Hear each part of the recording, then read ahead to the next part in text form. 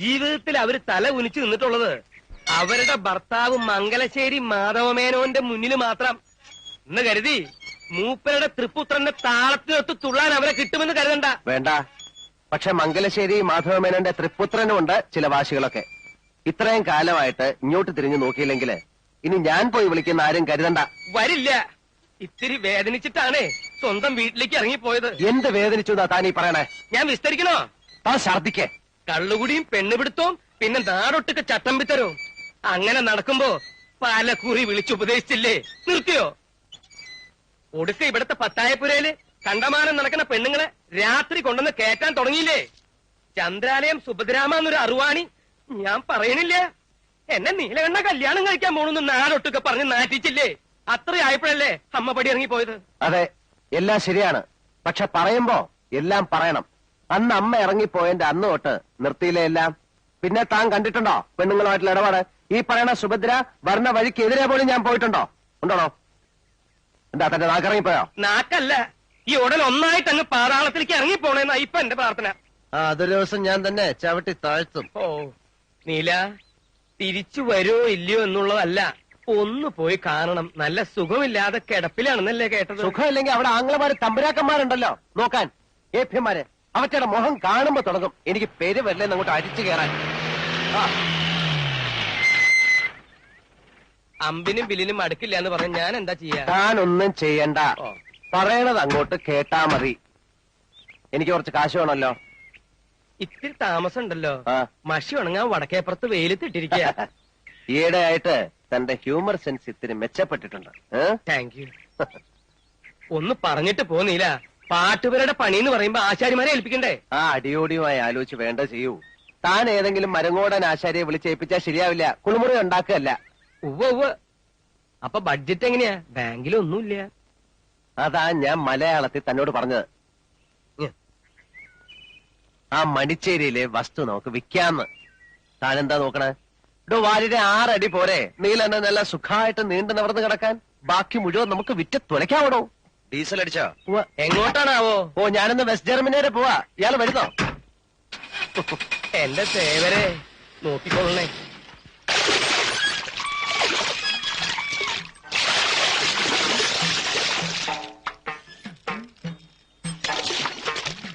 മരിമഴകൾ നനഞ്ചേ, ചെറുവയലുകളൊക്കെ നനഞ്ചേ, കുട്ടിയൊരുക്കി പറഞ്ഞേ, ചെറുഞാറുകൾ കെട്ടിയെറിഞ്ചേ.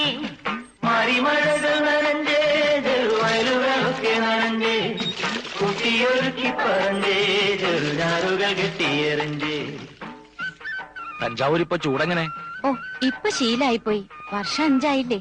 ഇവിടെയും വേനൽ കഠിനം തന്നെ. കണ്ടില്ലേ? ശാരദ എഴുതിയത് ശരി തന്നെയാ. അച്ഛനിപ്പോ കാലത്തോട്ടാ ഉണ്ടല്ലേ? അതിപ്പോ അങ്ങനെ പതിവായിട്ടൊന്നുമില്ല. ഓരോ മനപ്രയാസങ്ങൾ വന്നു കേറുമ്പോ. ഉവ്വ് മനപ്രയാസത്തിന് കള്ളു വലിച്ചു കയറ്റിയാ മതിയല്ലോ. ആ പിന്നെ അച്ഛാ, കലാമണ്ഡലത്തിൽ എന്റെ കൂടെ ഉണ്ടായിരുന്ന ഒരു ലക്ഷ്മിക്കുട്ടിയില്ലേ, പട്ടാമ്പിക്കാരി? അവളുടെ അമ്മാവൻ രാഷ്ട്രീയത്തിൽ നല്ല പിടിപാടുള്ള ആളാത്രേ. മൂപ്പരുടെ പരിചയത്തില് കലാമണ്ഡലത്തിൽ ഒരു ടീച്ചറുടെ പോസ്റ്റ് ശരിയാക്കാനാവുന്ന അവളെ എഴുതിയിരുന്നു. നിക്കട്ടെ, ആകെയുള്ള 10 സെന്റ് പോലും പണയപ്പെടുത്തി നിന്നെ ഞാൻ ഇത്രയും പഠിപ്പിച്ചത് ഒരു ഉദ്യോഗക്കാരിയാക്കാൻ ആയിരുന്നില്ലല്ലോ. എന്നാ പിന്നെ TTCക്ക് അയക്കായിരുന്നില്ലേ? ഒരു ജോലി എന്നൊക്കെ പറഞ്ഞ് എവിടെങ്കിലും കയറി കൂടിയാ അതോടെ കല തീർന്നു എന്ന് കരുതിയാ മതി. ഇനിയും പഠിക്കണമെന്ന് വെച്ചാൽ അതാ വേണ്ടത്. എന്നിട്ട് വലിയൊരു നർത്തകിയാവുക. അച്ഛന്റെ മാത്രമല്ല, മരിച്ചുപോയ നിന്റെ അമ്മയുടെയും സ്വപ്ന അത്.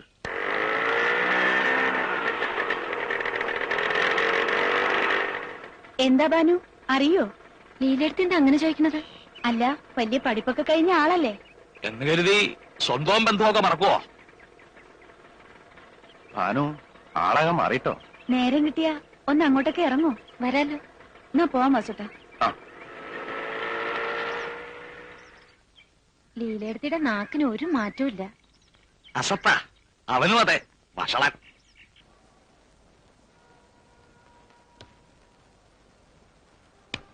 കണ്ണഞ്ചേരി പറമ്പിലേക്കുറിയത്ത് തേങ്ങ പോയി. ഇനി അടുത്ത കളിക്കിപ്പോ എന്താ? പുഴവക്കത്തെ പറമ്പില് 1000 രൂപയുടെ ഇഞ്ചി ഉണ്ട്. ഇഞ്ചിയെങ്കി ഇഞ്ചി.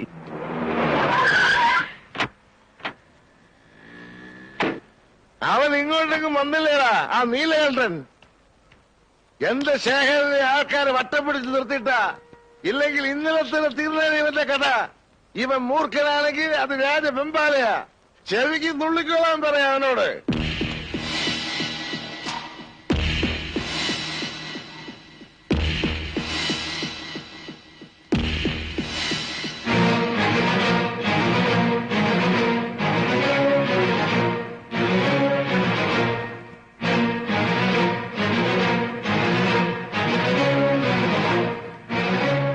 ആഹാ, അപ്പൊ നീ ഇവിടെയൊക്കെ ഉണ്ടല്ലേടാ? അതെടാ പട്ടി, എന്തു പറഞ്ഞടാ? പട്ടിന്ന് കേട്ടില്ലേ? വേണ്ടതില്ല, വേണ്ട. എന്റെ കൈ ധരിച്ചിട്ട് പാടില്ല, വിടാൻ. അവന് വിടടാ, അവന് തരിപ്പ് ഞാൻ തീർക്കാം.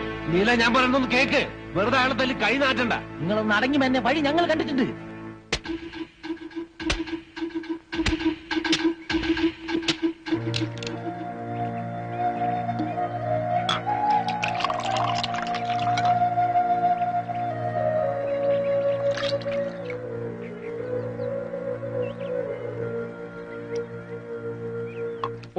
ഒഴിച്ചു കൊടുക്ക്. എന്നിട്ട് ചെവിയിൽ ഒതിട്ട് പ്രാന്തെടുപ്പിക്കേ. നീല, എന്നാ ഈ നാളികേരവും വിളഞ്ഞ പാടവും പണയം വെച്ചുള്ള ചീട്ടുകളി തുടങ്ങിയേ? ചോദിച്ചത് കേട്ടില്ലേ? കയ്യില് തൽക്കാലം കാശില്ലെങ്കിൽ അങ്ങനെയും കളിക്കാം. എന്ത് കളി വേണമെങ്കിലും കളിച്ചോളൂ. എന്നെ കൊണ്ട് ഇനി ഈ പണിയെടുക്കാൻ വയ്യ. തണ്ടാമാരെയും കൂട്ടി നാളേരെ ഇടിക്കാൻ പോയിട്ട് നാണം കിട്ടു വരിക. ആ, കാശ് ചോദിക്കുമ്പോ തരണം, ഇല്ലെങ്കിൽ ഇങ്ങനൊക്കെ ഉണ്ടാവും. ഞാൻ തോറ്റെന്റെ തേവരെ. എന്നെ ഇനി എന്നാണാവോ പണയം വെക്കാൻ പോണേ? തന്നെ പണയത്തിന് ആരെടുക്കൂടോ, പരട്ട വാരരെ. ഇളിക്കണ്ട വാനരന്മാരെ. നട്ടപ്രാന്ത് പിടിച്ച് നിൽക്കാൻ ഞാൻ. അവരെത്തിയല്ലോ.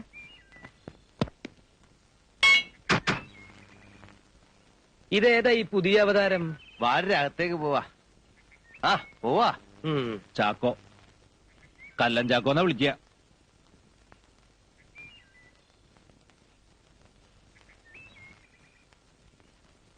എല്ലാം പറഞ്ഞിട്ടുണ്ട്. ചന്ദ്രാലയത്തില് നമ്മുടെ സുഭദ്രാമ്മയുടെ രാത്രി ഒരു വരവുണ്ട് നമ്പ്യാർക്ക്. അവിടുന്ന് പോണ വഴിക്ക് പൂശാന്നാ. ഇയാള് തനിച്ച് മതിയാ? ആളിനെ കാട്ടി തന്നാ മതി. പിന്നെ മുതലാളി പറയണ പോലെ കയ്യോ കാലോ എന്താ കൊണ്ട് എടുക്കാം. വേണ്ട, താൻ അബദ്ധമൊന്നും കാണിക്കണ്ട. 2 പൊട്ടിച്ചാ മാത്രം മതി.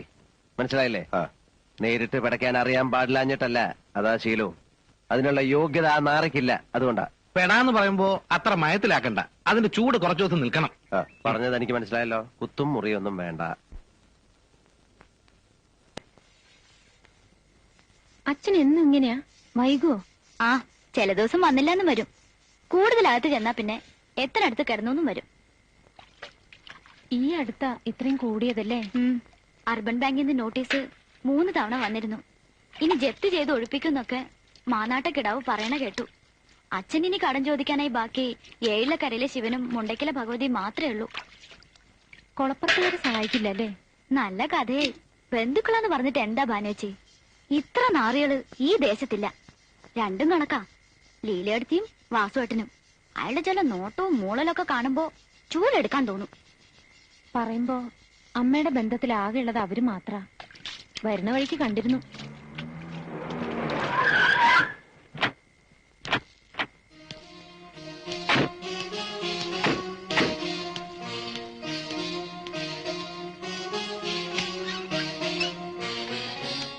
മുണ്ടയ്ക്കലെ കുഞ്ഞികൃഷ്ണൻ നമ്പ്യാരാവും സുഭദ്രാമ്മയുടെ ഇപ്പോഴത്തെ ആളാ. നിനക്ക് സകല ന്യൂസും കിട്ടുന്നുണ്ടല്ലോടി. കൊളക്കടവിലെ ന്യൂസ് സർവീസ്